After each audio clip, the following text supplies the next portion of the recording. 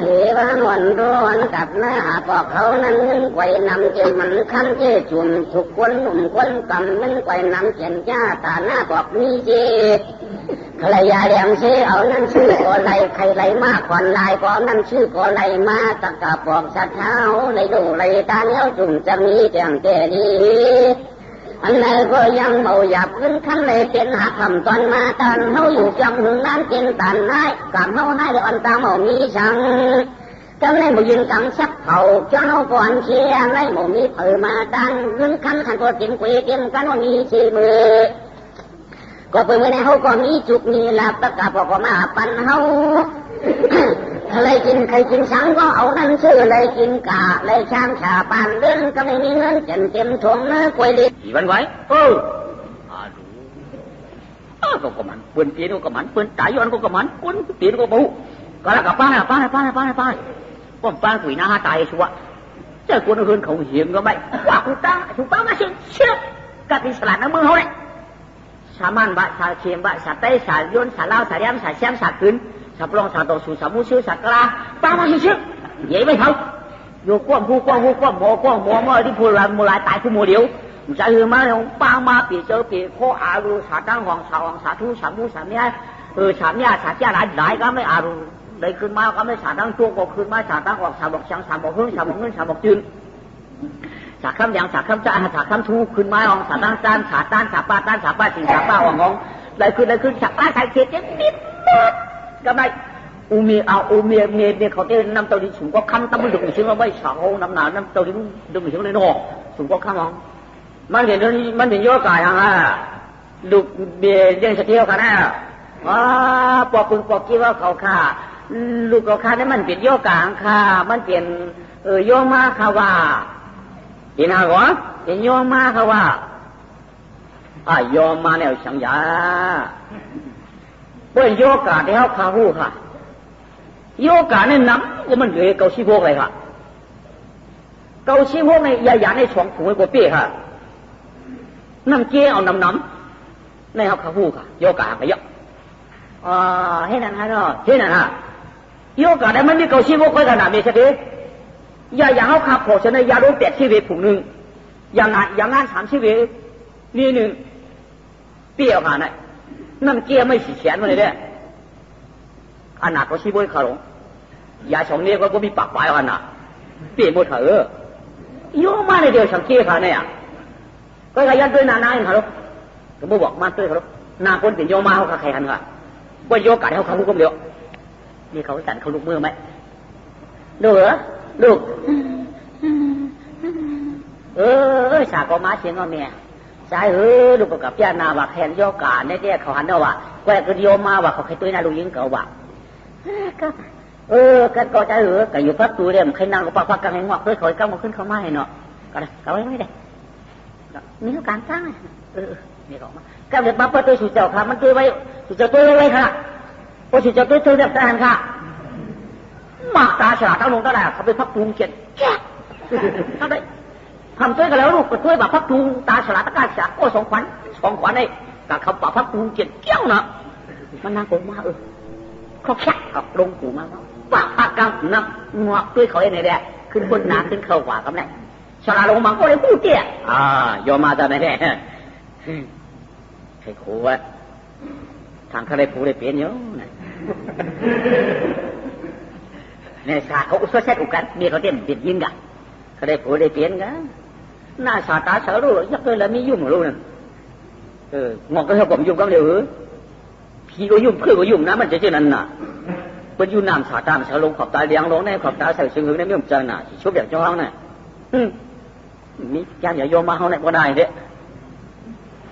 ตายขยโยไม่เก็บสะเทไม่ดึงสะเทโยมมาไหนมันว่าแค่4 วันตายค่ะว่าตายก็ใจหือหนอกมันจะดูเขาจะล้างเขาเบื่อมันมีค่ะแกอย่าโยมมาเนี่ยเขามือเขามือหมดนี่ก็เนี่ยเขาให้กวาดหัวให้ดูเขาลูกกวาดได้ดูยืนเนี่ยเพื่อเชื่อดูยืนกับอาจารย์อะไรเจี๊ยบใกล้ประเทศนี้เนี่ยเย่ประเดี๋ยวนี้เจ้ามีผงดูยืนเด็กตายหลดตัวไม่กวาดดูยืนแค่4 วันก็ดุเขาช่างตายละ โยมาพี่มันจะเงินเสียลูกยิงเขาเปียตันได้เปลี่ยนคนเตี้ยกำให้ลูกยิงตันได้ปูเรียวทางเดนให้ลูกยิงเอาเมียนี่ปังมาโมโรหะสลามเนี่ยปังโมโรลูกยิงกับงอกมาไกลขึ้นก้องเมียเขาไปปังมาเมียขึ้นก็ละลูกขึ้นฉายยังอ่ะปังมาปังเชียงขึ้นฉาจึกพอดฉาจึกพอดฉาจึกพอดเนี่ยปังมาคารุกัดตัวรู้ฉาจึกพอดอยู่ชูจักหรืออยู่กวนเลยอยู่หมู่บ้านเลยฉาเขาเมื่อมัวด้วยฮะเมื่อมัวด้วยชูขึ้นเสียงก้องไหวนะว่าอย่าโยมาในแค่นว่ามันนั่นฉาอย่างนี้ฉาจึกพอดว่าฉาจึกพอด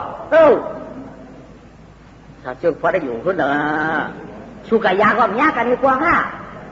ก็มาหันน้ำไม่ได้บอกฉาจึกพอดได้ฮัลโหลเนาะซุ่มกระถามันขึ้นมันรู้จักที่อยู่โย่พวกเป็นอะไรกระถาเพื่อนเดียนกันดูนี่นะมันรู้จักว่าฉาจึกพอดรู้จักเนี่ยต่อใครมาเล่นเอาใครเล่นเอาขาแดมมาใครกะกะมาซ้อมตังเลยเมื่อไหร่ต่อได้มาเที่ยงเมื่อไหร่พอไว้บ้านก็มาก็มีว่าพอมาไหนมาเบียกับก้องน่ะก็เลยกับปังน่ะพอมีเอาอย่าผัดกันในหลองกะไว้มาไว้เลยนี่ก็ปังอยู่กันนั่นพอกะมันใจมาโชว์เที่ยงตาเนี่ยลูกน้องความที่น้องตั้งหลายคดีตายเที่ยงสีวันอย่าไปรู้ยังรู้ยัยเขาคันให้กินจอมไผ่หวัดไผ่รักเขาคันให้แต่จับพวกวันโดนรักไปตื่นหลักเงินหลักคำหลักคู่หลักเรื่องหลักอุโมงค์จากพิจิตรเขาคันให้หลักวัชีเมียวหลักโวหลักกายจางมาสัพพะสัพพะเทมกึศช้างเขาคันให้หลักเต็มหนังฟ้องหนังปื้เขาคันให้หลักเต็มเนื้อไก่ปืนตักกลางตะปืนเนื้อมันตุงตักกลางจ้าเขาคันให้หลักกันเป็นคู่เพื่อปัดไปในการไม่เช่าเชื่อมือผักเราย่อมกึศช้างเขาเข้าบางกุ้งเมียวเต็มรูปเปียกพื้นไฟเขาคันหลักก้นหักเขาขันเมียวเจ้าอย่ายืนเขาคันแทนสีวันเขาคันตายตาบเสียงควันเขาเนี่ยลูกตัวเด็กชาเจ็บปวดโม่นั่นลูกนี่ก็ตัวก็อะไรล่ะเนี่ยจำลูกยิงลูกวันนี้นั่นเนี่ยจีไอ้มึงยังนะลูกลูกยิงคือยาเนี่ยนั้นมันเป็นชาเจ็บปวดอย่างมันจะฉลาดลงนั่นเนี่ยเป็นพี่นักคนจวนลงคนกินเราเมายาลูกลาลืมตื่นมาคนกินเราเมาเตียงป้อมนี้ก็หมอกกินมัวมันจะฉูมันจะกวนยาลงนี้มันจะฉลาดดูมันหมอดูเนี่ยกะยอมมาในแต่มันถ้าได้กินยาเลือดอย่างนั้นมันเป็นอนาถทุสานโน้มเนี่ยยอมมาในป้อเลยหันนางเป็นหมอยาป้อเลยหันตามันน่ะเป็นฉลาดก็เลยว่าจะรัดตัวกันเอาเชี่ยงจัดกันเดี๋ยวเนี่ยชกมันเป็นมวยยาตาเป็นชนะก็เลยการรัดตัวกันว่าเลยจะยกเอาเป็นโยมมาตั้งหลงตั้งหลายนั่นเต็มตายอันนี้เนี่ยชกเป็นมวยยาตาเป็นชนะนั่นเต็มเจอเดียวพอดีคนใครกันด้วยวันนั้นใครวันนั้นเนี่ยโยมเนี่ยใครว่าเป็นคนใครกันเนี่ยโยมาใครนี่ฮะไหนใครอาโลคนทางเมืองยืดลูกยิงเลือเจ็บหายผ่านเต็มไหลคำลูกยิงเอายังคนป่าดันพอตึกเต็มเมืองยิงจะคนชวนลูกคนทางเมืองยืดลูกน้ำตังป่าเต็มตึงเดือดหายคนเต็มผ่านเต็มไหลลูกเยอะเดือดเยอะคนทางเมืองกับจะคนชวนมันคือไอ้นั่นมันคือเมียมันคือไอ้นั่นเนี่ยมันจังไม่ได้มันสูญยากินแล้วมันพูดข้าวเตะดัดเมียวข้าวเมียวถามด้วยข้าแรกพวกข้ายังเจออะไรเรียกข้าเตะขึ้นเจเนี่ยเราถามเขาหลักเห็นมั้งน่ะไปเจอรู้มันกินเหล้าลองเรามันนั่นเตะอ่ำหนูไม่ใจย้อนมันค่ะเนื้อเมืองเขาเนี่ยเจอเสียงเราสักทีจำป้อมนี่เสียงเงาว่าทันไปกินเหล้าก็เตะอ่ำดูกูย้อนมันค่ะนี่เขายังขายก่อนต่อเขาจะพ้นชื่อจะเมียวก็มันสุยามันสุยาปอกแล้วก็เป็นขาสุยาเชียงเงาเขาเป็นคนขายหลวง2 ทีดึงล็อก2 ทีเชียง1 ก้มจะมีอันนี้เต้นเป็นทางค่ามันจังเรื่องมันร้องไห้พวกมันร้องไห้ก็เขามีดู ทางสีก็เฮ็ดสีมือพระไรก็เป็นของเอาหลวงนี่มันอยู่มือใครอยู่มือพออยู่มือมีอยู่มือพอพระไรก็มันปนกันเอาหลวงนี่ว้าน่านะไอ้เจ้ามียืนในพวกเขาเกี่ยวกับขับเดือดด้วยก้นหนอชุดตีปนโปตีหันตายมันยังว่าเสียดายย้อนมันหนูไงมันจะมันจะพอใจก็จะไรความใจก็ลูกยิงก็ตีตายเจ้ามันนั่นนี่พวกนี้แล้วเขาเคยมีลูกยิงอ่อนก็กายชวดเอามันมาอะไรด่ากายเสียวมันมาอะไรด่าอันลูกยิงในปิ่นโยมาอันลูกยิงในปิ่นโยมาคือเมียเขาช่างกายโยออกมาเลยเมียลูกยิงในปิ่นโยมาลูกพวกเมียเขาคำกับปิ่นโยมาที่เลี้ยวค่ะลูกยิงก็ตีตายเจ้ามันนะหักกันได้ตายจอมกันเนี่ยลูกคือเย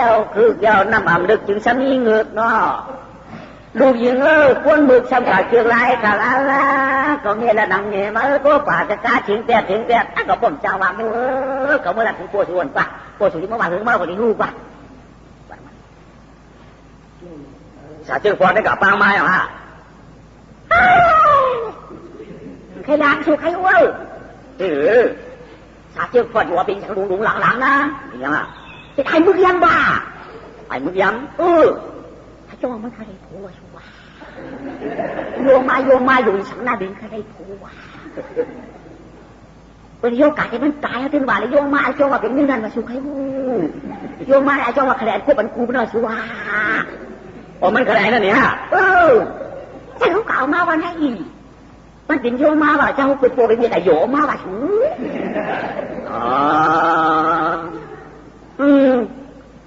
ชูป้อมละเนี่ยเจ๊ลองหลบสุดแล้วล่ะนักบวชมันตัวมันขู่มันนี่ชูไอ้วะชูกับว่าละชูป้อมเป็นอูเขาเป็นเมียได้ใจเหรอวะมาเขากับว่าชูลงไปวายหยับเนี่ยผมเจอมั้งก่อนก็เรื่องเมื่อเปลี่ยนก็อีกไงเป็นโยมาอีกเงี้ยมาเลยนี่สุรัตน์โมเจ้ามันหนุกสึงก็โยมาหังเขาเคยผูกตาไหวเด้เคยผูกเมื่อเคยผูกคนใจก็เดี๋ยวแว่นเจออีกวนมาจิ้มมือไม่เห็นว่าเกี่ยวไอ้นั่นแหละเจ้านั่นเจ้าอะไรกันนั่นพอมันเจอฉลาดโยมาค่ะว่าเปลี่ยนปีนั้นเจ้าเปลี่ยนยาโยมาก็เหนียวพอเก่ามากก็ลูกได้เคี้ยนก็เหนียวพอปนเหนียวของกับชอดออกมาก็ลูกยิ่งไม่ตายเพราะมันเสียหลายลูกพอเปิดเผยอะไรพวกแข่งสีวันเด็กหันให้ตีนอนหันให้ตีอยู่หันปูนอนตีนางไปพออยากเตะดองมันกินเราสุยาเจนั่นสิรักจับคนเจนั่นไงมีสุรัตสิงห์ฮะลาโมเราใครเมาเข้าหัวเข้าป้วนกับเขาใครมาเตะฮะหักเตะดีฮะมันเมื่อมีกันเลยมีเขียนคนเขาขันแล้วมึงคงกังไงอันนี้จองรักกินอันนี้จองหากินอันนี้คนที่ดูกป้อมมีคนกรุณายาก็ป้อมมีป้องกับป้อไก่ยำป้นตั้งมึงมีทั้งก้อยเดียวพอเด็ดเดียวอะไรเลยใครรู้จักมันเลยค่ะหักมันป้อมาเป็นดูคุยป้อเขาแก่เป็นใครบูก็ย่อยใครใกล้ก็ย่อยใครจ้างก็ย่อยใครมากก็ย่อยแล้วก็ย่อยมาก็เผียวตัวลูกยี่ในป้อเนาะ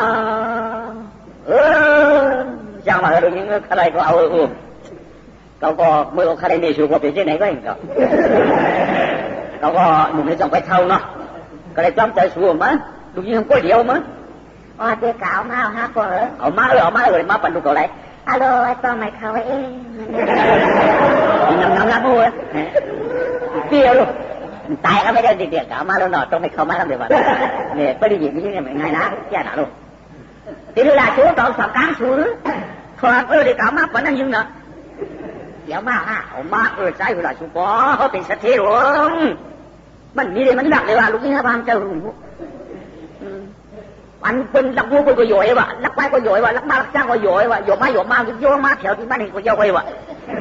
เขาไปนั่นก็ย่อยนะชัวร์เพราะว่าสีวันจำอะไรมาเนี่ยพอใจพวกเราสีก้อยเนี่ยแล้วก็นอกพักอยู่ลำเนี่ยพวกจำวันมากันดอนก็ดีขึ้นมาพวกว่าพวกเรากันก็ปันนี้เหี้ยงแล้วเนาะคนสีก้อยเนี่ยจากพวกปันกันเงินปากเนี่ยถูกเราเรียมได้สองตาช่างก้องตาสองปากถูกเราได้ก้องสามปากถูกเราได้ก้องทั้งสี่ปากเนาะเนี่ยเงินเห็นเขาตั้งเสียงสู้ให้เวอเงินวางชุบเพื่อเตียนเย็นนะช่วยใช่ไหมในกว่าเอาว่ามีอยู่ในพ่อเศรษฐกิจมันดึกด้วยคนมันหยาชูว่าพอชูนั่นเนาะพอเกี่ยวดึกด้วยกันพอดึกก็ชูแล้วเขาก็ให้ชูนั่นดึกกันได้ดีใช่ไหมพอจังดึกนั่นนะพอเกี่ยวเห็นนั่นก็ หลวงโมเมจำเลยสีวันเรื่องแค่สีวันมือผูกเจี๊ยบวันมือเร่งมือผูกเข้าไปเจ้าคนสีโก้กันนวดเปิดพักตูหลังนอนกว่าก้องปนังเงินปากก้องปนัง2 ปากก้องปนัง3 ปากก้องปนัง4 ปากนอนกว่าเมื่อเลี้ยงมาไปออกกับเจ้าหน้าลูกเก้าหาว่าไงน่ะไก่หักขันชูไว้หนาไม่ไปออกกับเจ้าเลยโชว์เลยทำเจ้าสุดจะตึงรับตึงนอนมวยฟองลงซ่าหน่อยไล่เขาขาดไว้นั่นเเอาเนี่ยข่าววันตามือนายใหญ่ยืนขายมือยำกำในกำตายพี่น้องตั้งนายใหญ่ยืนแชมเขาขาได้ตายข้าเชื่อไปดูก่อนฝังกันยิงกันข้าเขาขาเขาเท่าข้านะเสียงคนบอกกับป้าบอกเรียงไว้กับปุ๋ยฟักกูเราไปป้วนทำไมมาป้วนกับไก่เนี่ยไอ้นอนได้ยุ่งเหยิงเย็ดออกมาเฮ้ยเตียวกันแล้วค่ะเตียวกันแล้วค่ะโอ้ยเตียวในเจ้าสักที่หลวงเขากำเลี้ยงเขาเมียแค่ไม่ใจปันปากละปันปากหายอย่างค้าพอเข้าคางเลยเอาถุงขึ้นมือค่ะเมื่อไงปากมันไม่ออกเจอเนอะนี่ทีไรเหรอได้ท่าปากแน่เมื่อเลยยังจ่อยนี่บอกกวางเบียดมาจังก็ข้าปัน2 ปากเงี้ย3 ปากเขาปล่อยไงก็ข้าปัน2 ปากเงี้ย3 ปากเขาไปไหน3 ปากคนเลยก้าวหูมันเลยนี่ยังเจอกวางเบียดมาชิวมาจังก็ข้าปัน3 ปากเล่น6 ปากเขาปล่อยไงเล่น6 ปากเขาไปไงแต่สักที่เราเก่านี่จะมาซื้อเตี้ยเธอได้6 ปากคนเลยกวางเบียดมาชิวมาจังก็ข้าปัน4 ปากค่ะเงี้ยเหี้ยเนี่ยวะเดี๋ยวปล่อยเราตรงนี้ที่สุดเจ้าไว้ค่ะนะเนี่ยมันจะเราคนนี้มันถูกตายเขาลงเฮ้ยตัวให้เจ็บปวดเลยฮะตัวให้เจ็บปวดเลยกันเยอะมั้ยเฮ้ยไม่ยำเลยกินเตี้ยมั้งป้อนยำเลยกินเหี้ยกว่าปากนั่นเลยโน่มาไม่อยากพูดเลยต้องพูดแบบนี้เลยขับโม่อะเชื่อก็อย่าที่จะได้มาดินเนื้อเยอะกูเลี้ยงกันเอามือไม่ได้เขาก็รักเขาแค่มือขึ้นดูเอามือฝึกทันนะมั้งนี่ว่านางหูกว่างงอกเตืองผ่านมือนั่นหรอเป็นดาวเขาได้ถังดำไปมันก็เลยเสียบนั่งมาดูนั่งกระจุ่มหนักก็ไม่ขันเลือกเอาคู่ในเรื่องกลางถึง300,000 บาทไม่ชอบกินโกแค่บอกโกแค่ชูชักปุยชักก็ลืมยังไม่รู้เอาลงกว่าไม่ได้ของต้องน้ำหนัก3-4 มันอาบน้ำพิบัติตั้งมันมีใช้ล้างน้ำหนักหันเพียงอาบน้ำหนัก3 จ้วงเอาแต่โคยอกวักแต่โคปวงงามทำชอบกินดวงจึงกวนเชี่ยมันบางเชี่ยวคือช่างว่างบอกหัวลงมาตื่นเสียงจอมบอกหัวก็คือช่างว่างเลย300,000 กาหนอคือเห็นไหมเอาตื่นเมาเจ้าของนางขำผู้ร้องเลยอ่านคนเอาจะขุนเมื่อไหร่ไม่ดีทำไมเนี่ยเรานั่นแหละเราเองนะก็เลยคำพันมูนาลักษณะนู่นเนาะมันลักษณะไอ้นั่นมันลักพวกของลักจังที่หมัดเหรอลักบดองเขาลักขายเหรอเขาชอบกันลักคือเอามากเหรอไม่น้าไม่ชอบลักเอาให้โผล่เหรอที่ชัดเจนลักให้ดูโผล่เหรอมันบอกเขาลักไปสุดคือเลยก็ไม่เราเขาลุกเพื่อนวันเดียวไหมเขาพักในที่เราทหารกินนะก็ไม่เหมือนวันโดยนางในดุเนี่ยเหรอเนี่ยพระควบหลวงอุ่นไม่ยมสี่ของกระตัง3 ศอกกว่าทำงานด้วยกันได้ว่าพอตื่นจะมีกันเดือดไปไม่เลยพวกภาพพื้นเดียวกันเนี่ยตัดหนักเอาอะไรจะแจกที่ด้านว่าจำได้พวกนั้นจำที่เจ็บได้ก็เนี่ยพวกมันหัวเดียวกันก็มันถึงได้เสียงเธอใจนั้นมันมีน้ำหูหัวจะแจกว่ะมันหัวก็หุยก็ได้มันหัวก็หุยเขาหัวก็พื้นเสียไม่พักวัดซ้ำประเดี๋ยวเอาชักตันแขนที่นี่วะแต่นั่นตื่นอะไรตื่นยิบเลยตัดที่เรายิบนั่งได้จะยิบตัวยิบได้ชินยิบไว้ชินอุ่นเนี่ยยิบได้ชินยิบเนี่ยมันยิบได้อยู่อันเจ้ามันดึงเด้อว่าเจ้าหนึ่งก็ถูไปอยู่หัวก็ใครตามใครดันวะยิบต้องดูกันเชียวป่วยนั่นตื่นชุดไปว่าตื่นหนึ่งก็เนี่ยมันเขียมตั้งสวะดูเนาะที่ว่าเชื่อกันก็กับเพื่อนน้องให้โกกันเชื่อคำว่าเอี้ยนั่นดูมันเดี๋ยวตัวกูเขาสูงหน่อพี่รู้ว่าเอี้ยชุดใส่มันชุดออกชุดใส่ชุดออกคนนำเต้นสองก่อนขึ้นถามเมื่อก่อนขึ้นเอี้ยชุดไปขึ้นชุดเข้ามาเนี่ยตกขันเร็ว14 วันก็เลยยินเรามันโกท่ายินยามันโกท่ายินเรื่องมันโกท่า3 อยู่ก็ไม่ยินเราไม่ได้กวงหันกวงเป๋าได้หักเลยกวงหันกวงเป๋านี่เนาะนี่ยังถามมาไหมเปลี่ยนมือเขาไปได้กันเนี่ยเป็นวัดเยอะเขามักเราวันในทาง5 ปี là nó khá lố bò mắcเราđểให้กินเราหวานๆในเราย่างให้เขาสารเป็นเราเขาเปิดเราฝึกที่ผมจะเป็นเลี้ยงนั้นเราฮักก็มันก็แค่แบบนี้ดีเลยดีค่ะเปียเราก็จะได้เปียปีได้เป็นเรือสีหวานก็ดีค่ะเปียหน้าวันน่ะสองเปียของมักเราอะไรมากินเราพวกนี้มากินเรากินเราก็หันกองเป่าขวดเป่าย่างเปียฮักขนาดเปียก็มักคนฮักใครอยู่มันเจอนะมือเขาปีนเบามือนั้นมือนั้นเขาไก่ได้เลื่อนเช้าเด็กกำลังทำใครกินน้ำเลยก็ในทำเก่าเนื้อเต่ามาโกนกินเอาเลยเด็กน้องสาวนั้นทำยิวบวยเลยก็ยิวเนื้อเต่านั้นก็ยิวไว้เนื้อเต่าเปรี้ยงนั้นปีมาตัวนี้น้ำยิววันเลยก็หันเต่าปอได้แค่ฮักติ๊กก็หันปวดปอได้แค่ฮักติ๊กก็ปูว่าคุกใจมือเลยกินนี้น้ำยิวนั่นกินจะยินเดาเว้ยจะยินเดาก็ในสมุกันแค่ทางเนาะอารมณ์จังหวะตึ้งมีคนเขาว่าก็ห้องนักมันก็แค่นั้นก็ไปอารมณ์ยิงยามาเอาเนาะกำคดไปเยอะเหยียดไปเยอะคดหามที่น้ำที่มุกหนาที่ตายด้วยฝุ่นตุกฝุ่นนวลโอ้โหไปจนเยอะไม่ก็ปืดไปจนเยอะกระตุ้มเมื่อไงนางก็ถามเลยเปียวอันตาไม่เป็นเปียวเขาสุยาไปแต่ยิ่งยาเปียวเขาท่าทายโยฝุ่นตุกฝุ่นนวลที่มุกหนาที่ตายด้วยกำหาในเตี้ยมจะมีของใครเอาเปียวเพราะเป็นบักยาเนี่ยก็เขาใครจะกล่าวมาชู้เขาคุยชุมเสียงกันออกพยายามมักนี้ว่าเพื่อนเราเรียกเริ่มเลยตั้มนี้เหมือนเขาทาเปียแล้วบุษยาสุธีพวกน้าพี่ต้นกินยาสียาบ้าให้พวกได้เลยพวกแค่กินเปียวเขากำหาขนาดที่ข้าวเป็นมาเท่าไหร่นั่นดีเรียนเปียเนี่ยก็เพื่อทำเลยนั่นดีเลยข้าวเป็นมาเท่าแค่เปียวเขากำผู้ทุกคนนั้นขนาดที่จะประรูตั้งชื่อหนาให้คว้านั่นน่ะถ้าเป็นมาให้จุดนี้นั่นน่ะเป็นตามเรื่องนั้นใครหน่อยตามเรื่องนั้นมันคือเดี๋ยวลงนี้นั่นเดียวก็ไม่ยินรองสมบัติก็แม่เจ้าเจ้าจ้าถามเงินดุจดาวปากแค่นั้นบ่มาเจ็บไฟยังติดขุนชิ้นเล็บเลยแค่นั้นอยู่มันคุกจะไรไฟโดดตกลงตัวแก๊กหนักหักมันคุกจะไรพวกไฟนั่นคนตกตัวไปไหนต้องขึ้นเจ็บแก๊กขึ้นถูกจะเจ้าจ้าแล้วลูกว้าเตี๋ยอันเดียวเขากำดุมดาผักไอ้สามลูกพวกเปี้ยบอกเปี้ยว่าเต็มก็โดดไฟนั่นยินไฟสุดเจ้ามายินร้องไฟโย่มาจ้าร้องมาบอยบอกมอยเปี้ยเขาดุมดาผักมันดูขนาดก็ตัวเป็นมาเท่าตาเดียดนังดาผักเขาเนี่ยมันเด็กเกี้ยเลยเนี่ยมันก็มึนอยู่เดียวดูได้เลยจะละมั่งตัวจะขอพวกด้วยนี่ก็ยากกว่ามันมากกว่าเราก็มากกว่านะร้องก็หัวว่าด้วยก็มันกี่ได้เลยเช้าวันก็แบบพอเลยเช้าวันมากกว่านานล่ะพอใครเขาตีอะไรสูเตะเขาไม่เลี้ยวเลยกับพลังมันเขาก่อนตีสูเลยนะพอตีสูก็มือเขาจัดเราขันไฟพอสูตีเขาก็มือเขียนตันเลยก็เปลือกมือเขาเปลือกมันเขาจำผิวเนี่ยเขาตื่นปากเก่าว่าพอชะลออาชักเขาเนี่ยก็ได้มาต่างเขาคุณทีโดยพีด้วยก็ได้เขาเลยกับต่างเขาเลยเขาปันเขาจำสูนะเมื่อพวกกับต่างเขาติดผู้ใดตัวใกล้ตัวข้ามแม่บุ้มใกล้หน้าดีเขาหัวน้ำนมกว้างไปมือเหวี่ยงอีโบดูหูเยาวันวะเยาเขาตีเลยแต่เขากระต่างนางก็เป็นเมียเป็นนางสักทีก็กะโคสูงหนึ่งกับใช่ไหมเขากับแย่จะหุ่ยจะรวยชิ้นกลางต่างชามเสียนแย้มตั้งเอาขอบแขนตื้อเส้นแข็งตื้อน้ำใช้โค้งไว้ตีหูให้เช็ดนางมีกับมดวัดควรดีเลยเขากับแย่ผีหยกมุจะเข้าไปกูเป็นนี่กันนางน่าชิ้นได้รู้วันนึงแหละชื่อรู้ชันเลยเรียนให้ที่ขอบแขนตัวกี่เยอะเลยวันละแขนชื่อแล้วสายคนไว้กูกำจังมาก่อนจ้าไม่บอกไอ้ใส่กับบัวมือมันได้ชุดไปนี่กูเรียกหนักว่าตั้งใจเรื่องของอะไรจะวางเยอะใครเป็นนั่นเนี่ยเอกะมันก็ยึดเอาเยอะที่จะเทถอยเยอะงามว่าไหม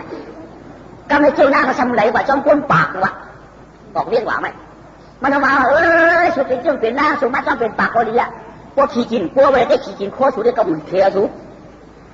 ขี้กินมาพวกเพื่อแกเขาอ่อนควักไว้ดูพวกขี้นกป้าสุดได้ก็มีอามาขามพอเปิดก็มีเลยเก่าป้าสุดฮัทตัวนี้กันจริงจังพอจะคนน่ะได้เขาขามกับจ้องจะคนน่ะกากระยาสูเมื่อพวกขี้กินสูนี่คนปากขึ้นเขาเรียกมาหมดอ่ะหากเขาถึงขึ้นไปปากซ้ำนี้ไม่กินรู้ลูกหนึ่งตั้งสูงยังมีอยู่ปากชาปากแก่ชอบตั้งในก็เป็นอาลามบังตั้งในก็เป็นอาลามบังตั้งในก็เป็นอาลามบุ้งสูงเนี่ยในหัวดูจนคุยกันตั้งมีอ่ะตั้งคือจำที่ฝ่ายเดียวไว้ตั้งกลางเหมือนที่ได้ชั้นนี้อยู่2 ศอกคือปลายนางก็ขึ้นกันนั่นน่ะมันก็ขึ้นจำหลังมันจับเจ้าเลยจิ๊บเนื้อบุญ รวมคนคนน่ะน้าไว้ที่จากขนาดที่นี่ว่าจากใครก็ได้ดูดวงทะลุดวงดวงท้องหนาวทะลุยืนจำได้เพราะนั้นก็มันเปิดตาไปเราก็แม่จังด้วยตั้งแต่ก็เป็นอะไรบ้างโอ้ตัวจะป้องกันกูจะดูแต่ตัวกูจะต้องเหยียดได้ด่ะมึงถือเรื่องก็ชิ้นหัวมาตัวแบบเขาใส่ถุงอ่ะถอดนำปลาจ้าเสียงมึงเลยพูดใส่คอมึงเลยขวัญพระเจ้าได้ใส่ถุงเองเขาเลยชิ้นมึงก็รันชิ้นละชิ้นมึงก็รันชิ้นละตัวใส่ถุงอ่ะที่เล่นอันขนาดที่ก็เลยท่านมันต้องมายืนเลยก็เลยชิ้นคอมึงก็อีกอย่างมันต้องมายืนเลยฮัลโหลที่เล่นอันขนาดที่เฮ้ยยินมือเดียวในเขามืออยู่เลยมาเช่าอยู่ไปเหมือนอะไรยาก็กำลังกินให้รอกเรากำลังกินให้ก็ให้ก็กำลังเกี่ยวให้กูกำลังเกี่ยวให้กูมันนี่ก็ดูท่านมือแจกก็ดูคู่มือนี่ก็หาให้กระลังเอาทุกอย่างน้องยินทำว่าเปียวขับมากขนาดที่เราก็มักยาก็มักร้องก็บ่อยอยู่ในขนาดที่อันนี้กินเปียวเขาจะพวกใครหมอมาโม่เราขนาดที่อันนี้